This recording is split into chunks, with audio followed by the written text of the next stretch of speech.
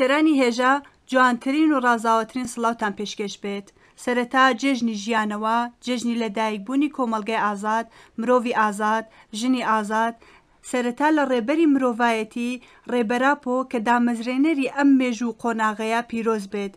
هەروەها لە شەهیدانی ڕێگەی ئازادی کە بە بەختکردنی گیانی خۆیان مێژووی پەکەکەیان تا ئەوڕۆ هێنا لە بەرامبەر خەبات و تێکۆشانیان سەری ڕێز و نەوازش دادەنوێنین. هەروەها لە هەموو گەریلا خۆڕاگرەکانی چیاسەر بەرزەکانی کوردستان کە بە تێکۆشانی خۆیان بە ڕوحی حەقیق قەراران، مەزلوم دۆغانان، کەماڵپیران، سارایان و زیلانان فەلسەفە و ڕامانی ڕێبەراپۆ دەگەێنە لووتکە سەری ڕێز و نەوازش دادەنوێنین و پیرۆز دەکەین. لە بەردەوامیدا لە خۆڕاگرانی زیندان کە بە نازکترین و لەتیفترین هەستی پەکەکەی بوون لە بەرامبەر ئەقلیەتی فاشستی خۆنڕێژ تێکۆشان دەکەن لە کەسایەتی خۆیاندا بۆ تەواوی کۆمەلگا تێکۆشانی حەقیقەت و ژیانی ئازاد دەکەن، سڵاو دەکەین و ئەو ڕۆژە پیرۆز دەکەین. هەروەها لە تەواوی مرۆڤە ئازادی خوازەکان کە لەسەر بنەمای ئایدۆلۆژیا و فەلسەفەی ڕێبەراپۆ بۆ گەیشتن بە واتای هەبوون، ناسنامەی ئازاد، ڕوانگە و ئاسۆی ئازاد تێکۆشان دەکەن پیرۆز بێت و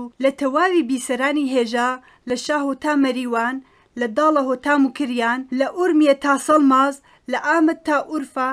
لە ماردین تا سەرحەد، لە بۆتان تا دەرسیم جارێکی کە جێژنی ژیانەوە و دامەزراندنی پەکەکە پیرۆز دەکەین، جێژنی لەدایک بوونەوەی نەتەوەی کورد پیرۆز بێ. بیسەرانی هێژە بابەتی بەرنامەکەمان 27 مژدار 46مین ساڵڕۆژی دامەزراندنی پارتی کرێکارانی کوردستانە. بۆ ئەو مەبەستا میوانداریمان کردو لە هەڤاڵ سنوور گەلاوێژ ئەندامی دەستەی ڕێبەری کۆمەلگای ژنانی ئازادی کوردستان کەژار. هەڤاڵ سنوور بەخێر بێن بۆ بەرنامەکەمان. زۆر سپاس دەکەم. جێژنی ژیانەوەتان پیرۆز بێ. سپاس دەکەم، هی ئێوەش پیرۆز بێ. زۆر سپاس. سەرەتا هەڤاڵ سنوور بالۆ پرسەوە دەست پێ بکەین. پەکەکە لە چ شەرت و مەرجێکدا ئاوا بوو؟ ژنان چ ڕۆڵێکیان لە دامەزراندن و پێشکەوتنی پەکەکە هەبوو؟ بەڵێ منیش لە سەرەتادا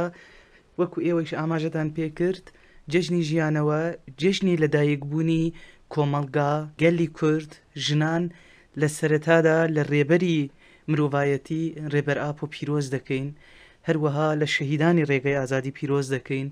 هەروەها لە هەواڵانێکە لە زنداندا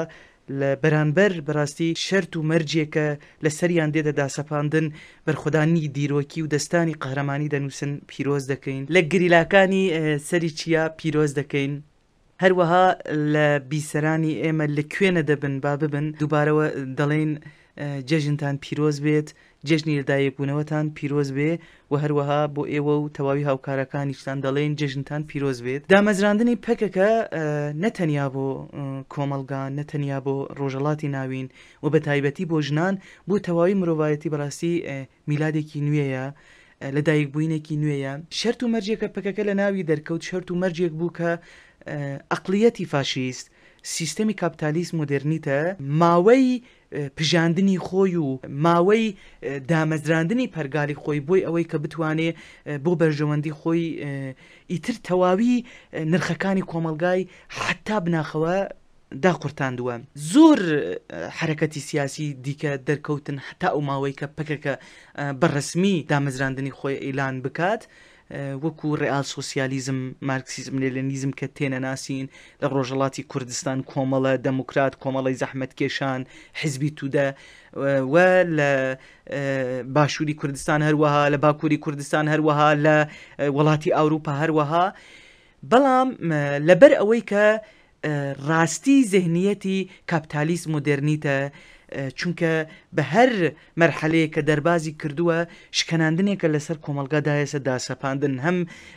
لە بواری جنسیەت گەراییەوە، هەم لە بواری علم گەراییەوە، هەم لە بواری دینگەراییەوە، لە هەموو بابەتەکاندا و لە هەموو ئەرسەکاندا بەڕاستی کۆمەلگای حتا بناخە دەتوانین بڵێن کە لە واتەی هەبوون و لە واتەی ئازادی دەرخستووە.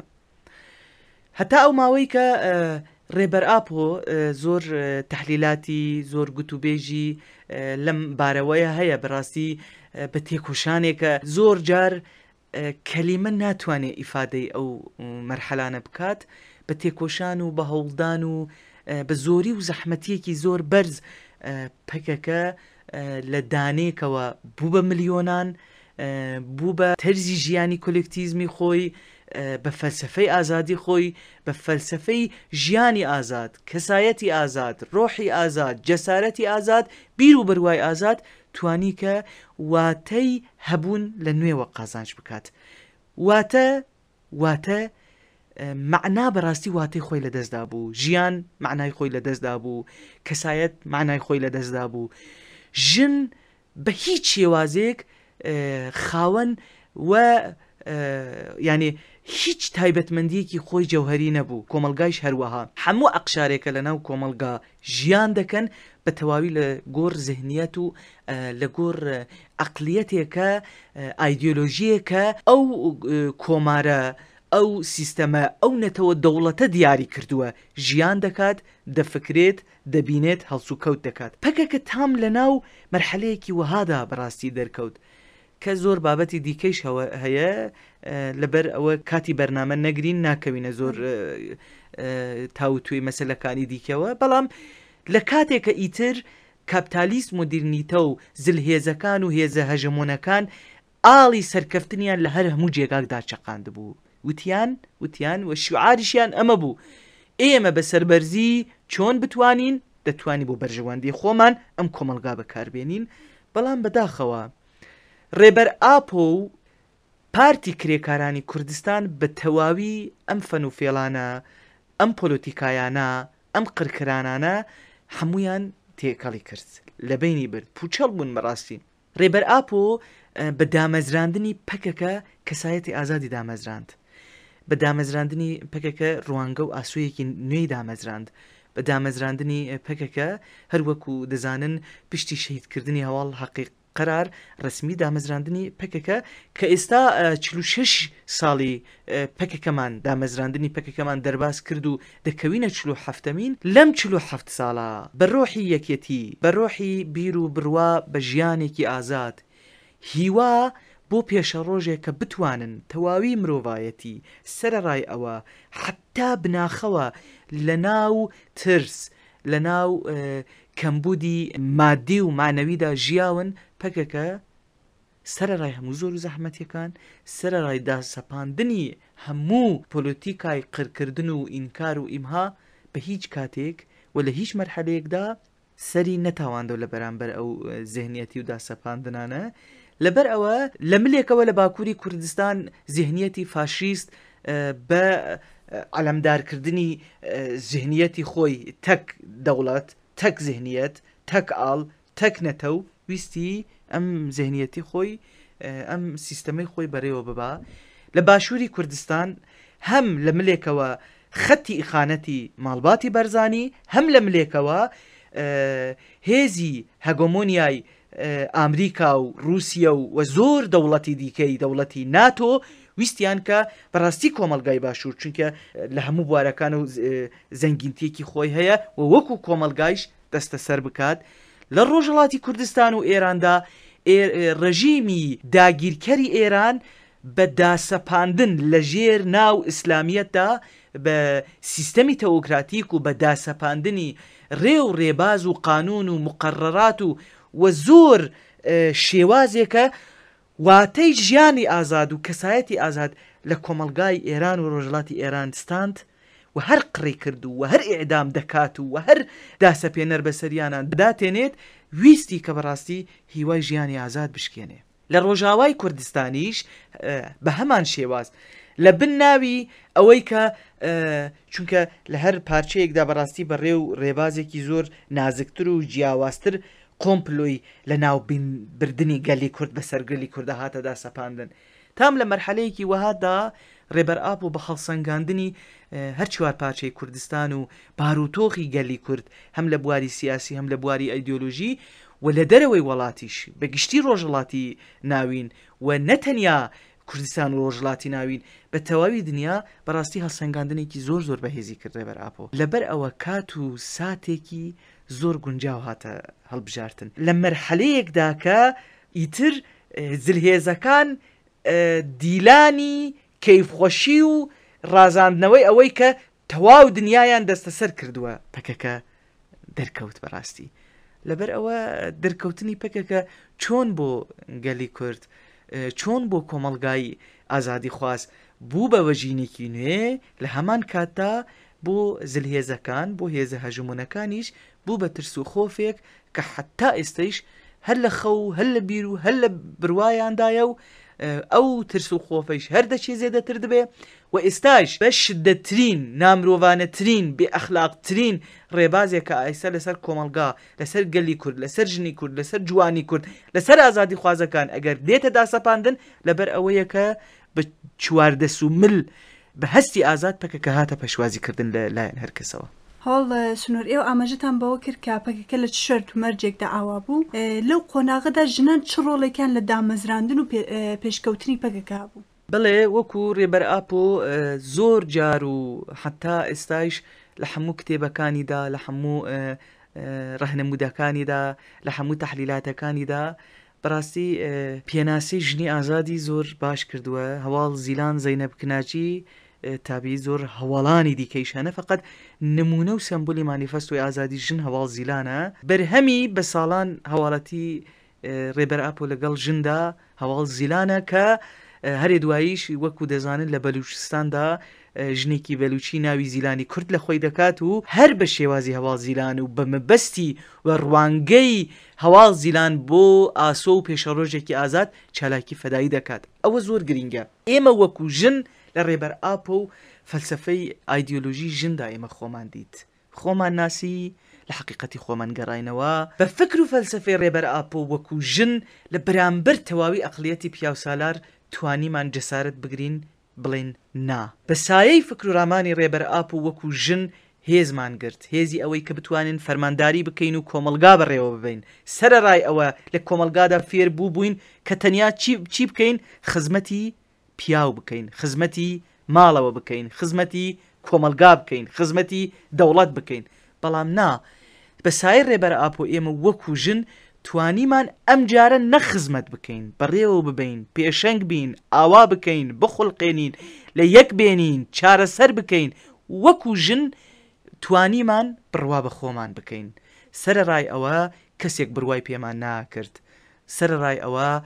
هەر کەس بە عەقڵیەتی خۆی بە شێوازێک ئێمەی بۆ بەرژەوەندی خۆی بەکاردەئانی بەڵام ئێمە وەکو ژن بە سایەی ڕێبەر ئاپۆ و لەسەر بنەمای فەلسەفە و ڕێبەر ئاپۆ توانیمان جارێکی دیکە لە حقیقەتی خۆمان بگەڕێنەوە حقیقەتی ئێمە لە ئایدیۆلۆژیا و فەلسەفەی ڕێبەر ئاپۆدا بەڕاستی زۆر بە جوانی هاتووەتە سەر زمان لە ئایدیۆلۆژی ڕزگاری ژندا لە کەسایەتی نمونەی ژنی ئازاد هەواڵ زیلانە و ئێمەش جارێکی دیکە توانیمان سەرڕای ئەو هەمووە پۆلۆتیکای ئینکار کرد شکەناندنێکە لە کەسایەتی ژندا لە شخصی جنسیەتی دیدا بە ڕێبازی سکس بە ڕێبازی فاحشە بە ڕێگەی مەوادی هۆشبەر بە هەموو ڕێو ڕێبازی سیاسەتە چەپاڵەکان بەڕاستی ژنێکە کاپیتالیزم مدرنیتە ژنێکە نەتە و دەڵەتەکان ئافراندویانەتی ئێمە توانیمان بە نازەنینی بە هێزی و ئیرادەی خۆمان بە فکر و ئیدیۆلۆژیەکی ئازاد ڕەت بکەین بڵێن نا بەڵام لە شوێن ئەوە چەمان دروست کرد لە شوێن ئەوە فیگوری ژنێکی ئازاد بەڕاستی ڕێبەر ئاپۆ بۆ ئازادکردن بۆ ئاواکردنی تایبەتمەندی ژنی ئازاد بەڕاستی زۆر هەوڵدانی هەیە زۆر چابا دەدات لە کۆکەوە ئەو مەسەلەی دابین کردووە هەر لە ڕۆژی ئەوڵەوە ڕێبەر ئاپۆ قەت لەوەی نەپرسی کە ئەم ژنێکە لە ناو کۆمەلگا حتا بناخەوە کۆیلە بووە لە ڕۆژی ئەوڵەوە شان بەشان ژن لەگەڵ ڕێگەر ئاپۆدا بوون نەکو ڕێبەر ئاپۆ بوو بە یارمەتی هەواڵی ژنی بە یارمەتی خۆی دەزانێ لە ڕۆژی ئەوڵەوە بەو مەبەستە بەو چاودێریە بەشداربوونی هەواڵی ژن دروستە بێ لەبەر ئەوە ئێمە ڕێبەر ئاپۆ بە خوێندنی ڕێبەر ئاپۆ بە ناسکردن و بە پتەوبوون لە فکر و فەلسەفەی ڕێبەر ئاپۆدا ئەوەندە لە خۆمان ئاگادار دەبین وەکو ژن ئەوەندە خۆمان دەناسین ئەوەندە خۆبوون دەگەینە خۆبوون ئەبینە عایدی خۆمان ئیرادەی خۆمان قەزانج دەکەین بە جەسارەت و باوەری خۆمان بە دەنگێکی ڕاسخ لە بەرامبەر تەواو زهنیەت و تەواو سیستەم و تەواو شێوازی ئەقلیەتی مێرسالار بە جەسارەتێکی زۆر گەورەوە هەم سیاسەتەکان پوچەڵ دەکەین و هەم دەتوانین ببین بە دامەزرێنەری ژیانێکی ئازاد. ئەوە سنوور بابینە سەر ڕۆژهەڵاتی کوردستان و ئێران. ڕۆژهەڵاتی کوردستان و ئێران سەرڕای هەموو پارتیەیەکە لەو سەردەمەدا هەبوون دامەزراندنی پەکەکە چۆن هاتە پێشوازی کردم بە تایبەت لەلایەن ژنانەوە. ئەلبەتە ئەو پارتیانەی کە لە ڕۆژهەڵاتی کوردستان و ئێراندا بەڕاستی زۆر شەهیدیان داوە و لێرەیشا بەو مەبەستە بە یادبوودی ئەو شەهیدانە کە بە بەختکردنی گیانی خۆیان بەڕاستی بوون بە سپەرێک لە دەوروبەری گەلی کوردە پاراستیان لە چیەکاندا لە ناو کۆمەلگادا ئەلبەت زەحمەتێکی زۆریان کێشاوە بەڕاستی بەڵام بەداخەوە کاتێکە باسی کۆماری مەهاباد دەکەین کاتێکە باسی سمکۆشکاک دەکەین سەید ڕزا دەکەین کۆمەڵە دەکەین دەموکرات دەکەین ئەلبەت زۆر تاوتوێی ئەو هەڵانەی ئەو کێشانەی کە هەبووە دەیکەین باشتر دەزانین و جوانتر دەزانین کە ئارمانجێکە هەبوویان بۆچی نەیانتوانی بگێت. پەکەکە لە خۆڕایی و لە ناخلافێکە هەروە دەرنەکەوت. پەکەکە لەسەر ئەو تەجروبانەی کە لە ئەو هەموو پارتیانەی کە لە ڕۆژهەڵاتی کوردستان ئێران و هەر سێ پارچەی دیکەیش هەر سێ بەشی دیکەی کوردستانیش لە تەواو دنیا کە دەرکەوتبوو توانی بە جوانتر دەرکەوێتە ناو کۆمەلگا. ئەرزیابی و نرخاندنی تەواوی ئەو کێشانە هاتەکردن. ڕێبەر ئاپ و توانی تەحلیلاتێکی زۆر باش و پتە لەسەر هەموو کێشەکانی ئەو پارتیانەکە لە هەموو بەشەکانی کوردستان و بە تایبەتیش لە ڕۆژهەڵاتی کوردستان و ئێراندا توانی بەڕاستی ئەوە بکات. گەلی کورد لە ژنی کورد جوانی کورد لە ڕۆژهەڵاتی کوردستان و ئێران ئیتر ئەو نە تەجروبە و ئیمتحانی پارتیەکانیان کرد و هەتا سەریش نەچوون ئیتر وەک بێهیوابوونێک لە ناو ملەتدا دروست بوو بەڕاستی. پەکەکە ئەو هیوایە نوێ کردەوە زیندوی کردەوە و جارێکی دیکە ئاویدا خاکیدا نووریدا ئەو دارە لە نوێوە گەشت بووەوە. ڕۆحێکی کە لە ژیانی ئازاد بگەڕێ دا بە ڕۆژهەڵاتی کوردستان و ئێران. جەسارەتێکە ئەم گەلە بتوانێت ببێ بە هێزێک کە بۆ خۆی بەڕێوە ببات بۆ خۆی ڕێخستن بکات. پەکەکە جەسارەتی ئەوەی کە بەڕاستی ئەم گەلە بتوانێت بە ڕێخستنکردنی خۆی لە بەرامبەر تەواوی سیاسەت چەپەڵەکانی ڕژیمی کۆماری ئێران ڕاوەستێ و کاتێکە باس لە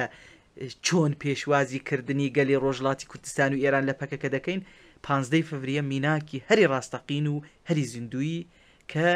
هیچ پێویستی بەوە نییە کە ئینسان لەسەری شێرەوە بکات. گەلی ڕۆژهەڵات و کوردستانێکە وەکو بەشەکانی دیکە ئەو دەرفەتەی نەبوو گەل کە ڕێبەر ئاپۆ ببینێت بەڵام 15 فەڤریە نیشانیدا خاوەنداریکردنی گەلی کورد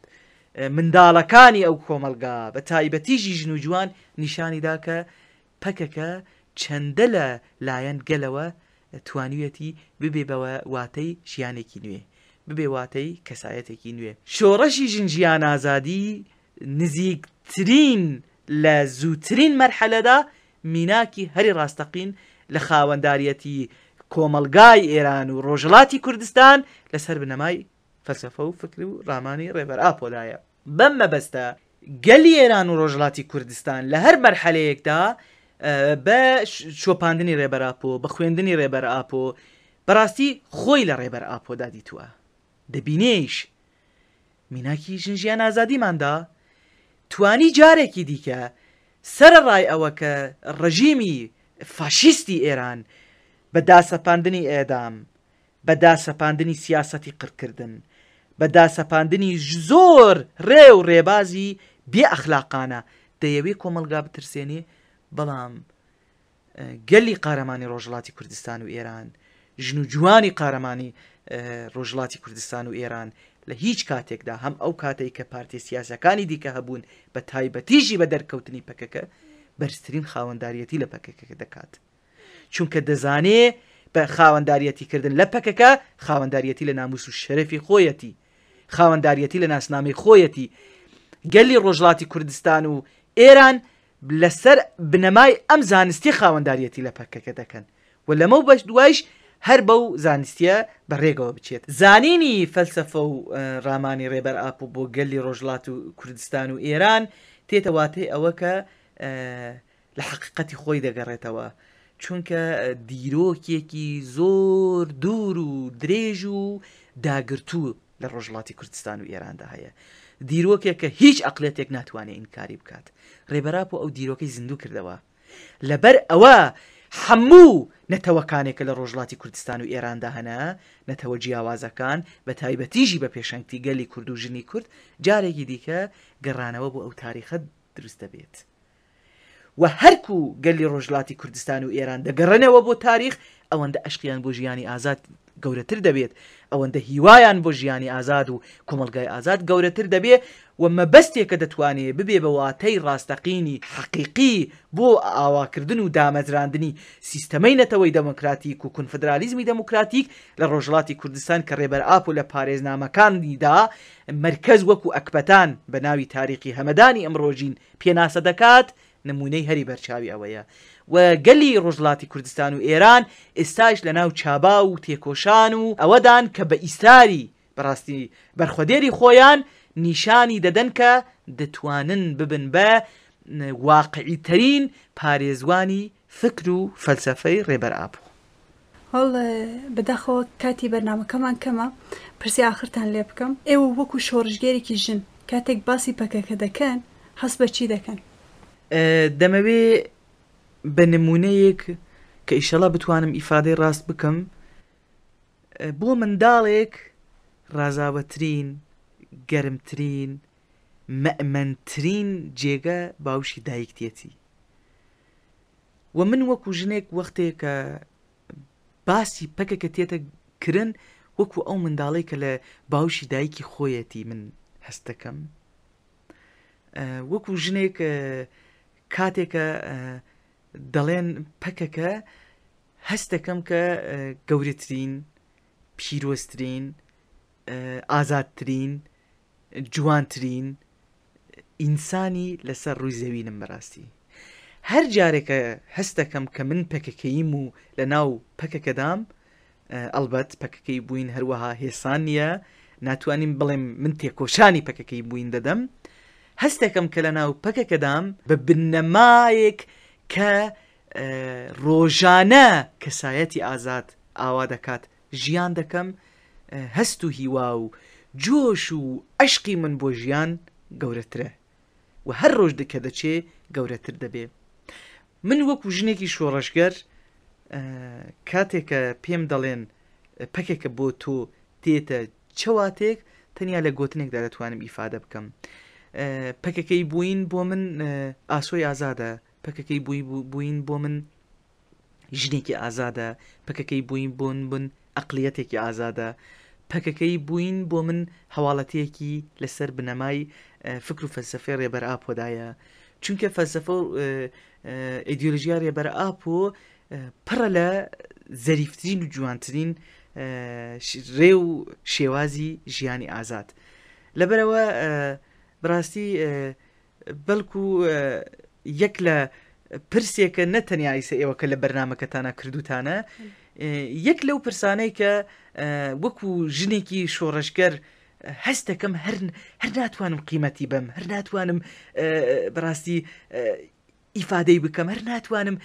دەینی خۆم لە بەرامبەری بدەم، یەکیش ئەوەیە کە پەکەکە بوون بۆ تۆ تێتە چەواتە. بە گوێرەی من پەکەکە بوون نە بە قسە ئەشە ژیانی بکەی، ئەشی بیژیت کە تۆ بتانی واتەی بڵێت، وەختی ژیانت ئەتوانی واتەی ڕاستی ئیفادەی بکەی، پەکەکەی بووین بە ژیانی خۆت و ئیستاری خۆت و تێکۆشانی خۆت دەتوانی ئیفادەی ڕاستی هی پەکەکەی بووین بکەی. و من وەکو ژنێک ئەگەر دەتوانم بە کەسایەتی خۆم و هەبوونی خۆم لە ناو ئەم ژیانەدا تاوتوێی واتەی ژیانی ئازاد، دژمن، ژیان، خۆزا، کۆمەلگا، هەبوون، ناسنامە و زۆر شتێکی دیکە بکەم، لەبەر ناسنامەی ڕاستەقینی پەکەکەی بووینی بوونە جارێکی دیکە بەم مەبەستە بە مناسبەتی ئەم ڕۆژە دەمەوەی بڵێم زۆر کەیف خۆشم کەپەکەکەیم، زۆر هەست و هەیەجانی منی ئەمڕۆ هەر وەکو ڕۆژی ئەوڵێکە بەشدار بوومە و لەمە بە دوایش هەر بەو ڕازاوە و جوانترین هەستەوە لەسەر بنەما و فەلسەفەی ڕێبەر ئاپۆدا وەکو ژنێک هیوای من هەر ژیانی ئازاد و نەستامی ئازاد بێت. بەڵێ هەڤڵ سنوور سپاسان دەکەین بۆ بەشداربوونتان بۆ هەڵسەنگاندنە بە نرخانەتان کە کاتی خۆتان بۆ ئێمە تەرخان کرد. زۆر سپاس دەکەم. بیسەرانی هێژە بەو شێوەیە گەیشتینە کۆتایی بەرنامە. بابەتی بەرنامەکەمان 26 مژدار 46مین ساڵڕۆژی دامەزراندنی پارتی کرێکارانی کوردستان پەکەکە بوو. میوانی بەرنامەکەمان هەڤڵ سنوور گەلاوێژ ئەندامی دەستەی ڕێبەری کۆمەلگای ژنانی ئازادی ڕۆژهەڵاتی کوردستان کەژار بوو. جارێکی دیکە جێژنی ژیانەوە لە تەواوی ئازادی خوازان پیرۆز بێ تا بەرنامەیەکی دیکە و بابەتێکی دیکە هەرشار.